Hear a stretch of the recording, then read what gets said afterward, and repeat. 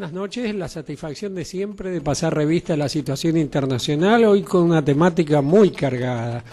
La semana pasada eclosionó un problema viejo y latente que seguía con la República Oriental del Uruguay, cuando el presidente José Mujica decidió aumentar unilateralmente la cantidad de producción que la pastera UPM, de origen finlandés, que antes se llamaba Bosnia, podía producir.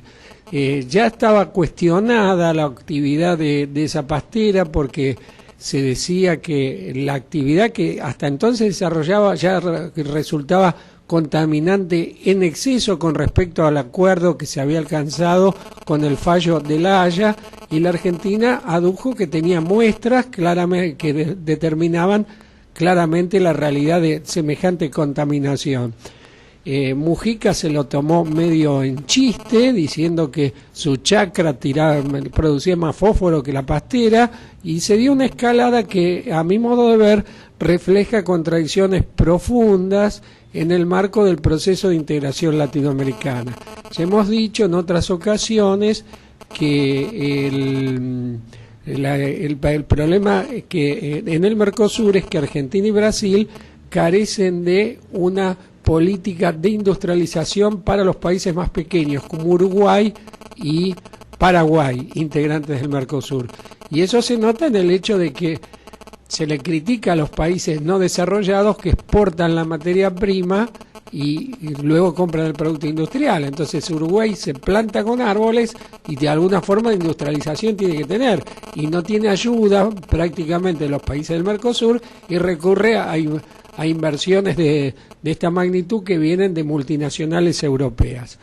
Ahora, el problema también es interno del Uruguay, porque el presidente Mujica resultó derrotado en la interna del Frente Amplio, y el próximo presidente del Uruguay será sin duda Tabaré Vázquez. Hay que recordar que por el problema del corte en la ruta, Tabaré Vázquez reconoció públicamente que estuvo pensando en pedirle a Estados Unidos auxilio militar para una guerra con la Argentina. O sea que lo que hace Bosnia o UPM implica una verdadera punta de lanza sobre la unidad del Mercosur. La Argentina por ahora ha respondido con el marco legal, recurriendo a La Haya, presentando la documentación que demostraría que hay un exceso de contaminación con la producción actual, que lo habrá más si aumenta la producción de la planta.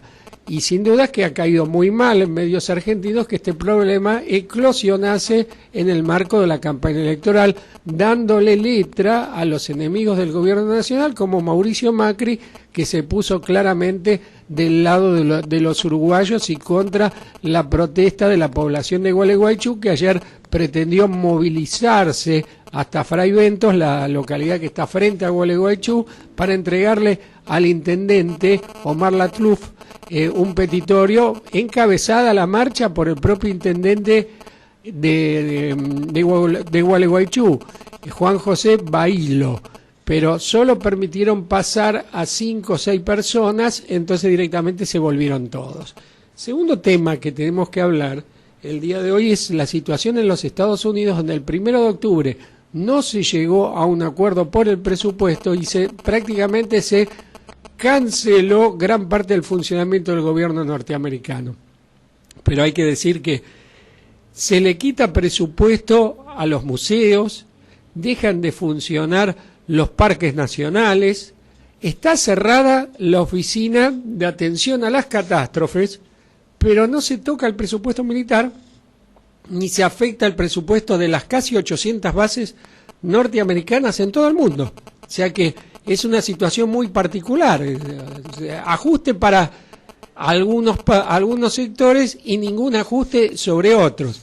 En realidad, lo que está detrás de todo esto es la presión del ala ultraderechista del Partido Republicano, que es el Tea Party, partido del té, llamado así porque se pretende continuador de los ideales de los que fundaron los Estados Unidos, que la Revolución Norteamericana comenzó con una revuelta de los productores de té, por eso se llama Tea Party, y que en una elección tuvieron un candidato que pretendía prohibir la masturbación. Así son de retrógrados los integrantes del Tea Party. En realidad tienen atenazado a John Boehner, presidente de la Cámara de Senadores de los Estados Unidos, porque si se vota el presupuesto, hay muchos republicanos que lo van a votar, el presupuesto propuesto por Obama. Entonces, para evitar la ruptura del partido, Boehner tiene cajoneada la votación necesaria para destrabar la situación.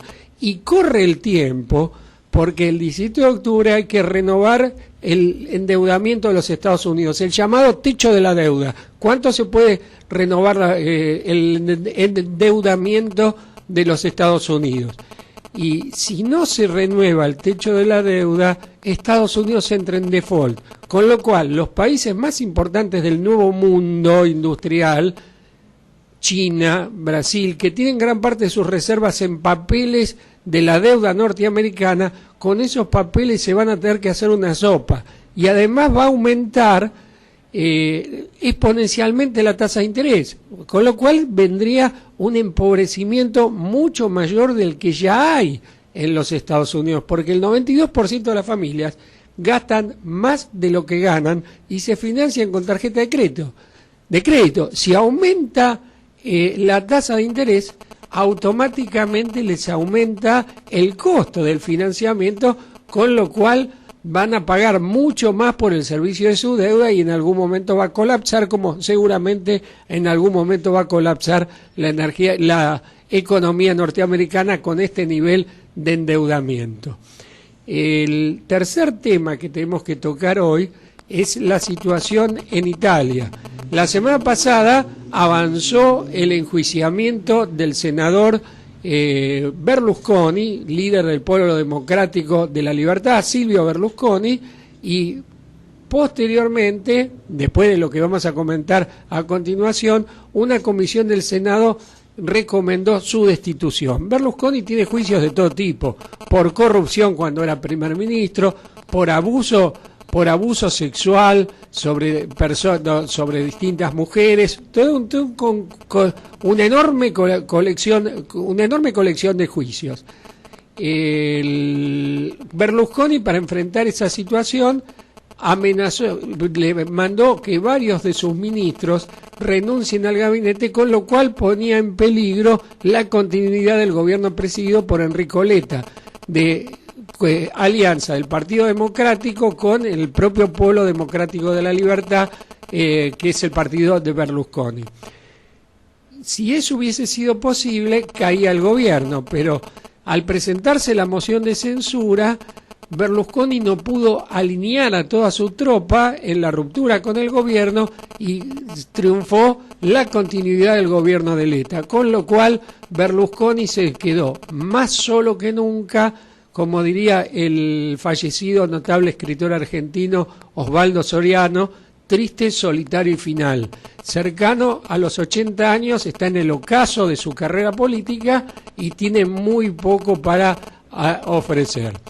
Siguiendo con Italia, vamos a hacer un comentario porque la semana pasada naufragó una barcaza con, se cree que 500 inmigrantes que viven en Europa, del Magreb, del norte de África, había partido del puerto de Misrata en Libia y se dirigía hacia la isla de Lampedusa, al sur de Sicilia, donde se reciben inmigrantes italianos.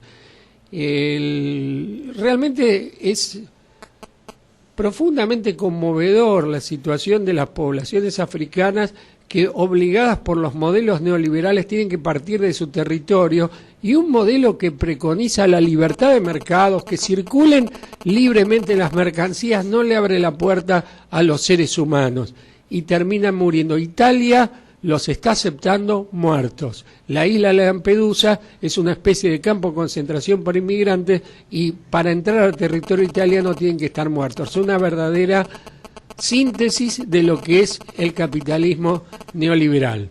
Antes de pasar a las secciones habituales, vamos a hacer una referencia a alguien que murió la semana pasada y que dejó una profunda marca en la historia. Falleció a los 102 años el notable general vietnamita Vo Nguyen Giap. Yo cuando estuve repasando parte de su biografía y se destacó en la célebre batalla de Dien Bien Phu en el año 1954, el año que nací yo, y en la cual su notable sapiencia militar fue fundamental para derrotar y humillar al invasor francés.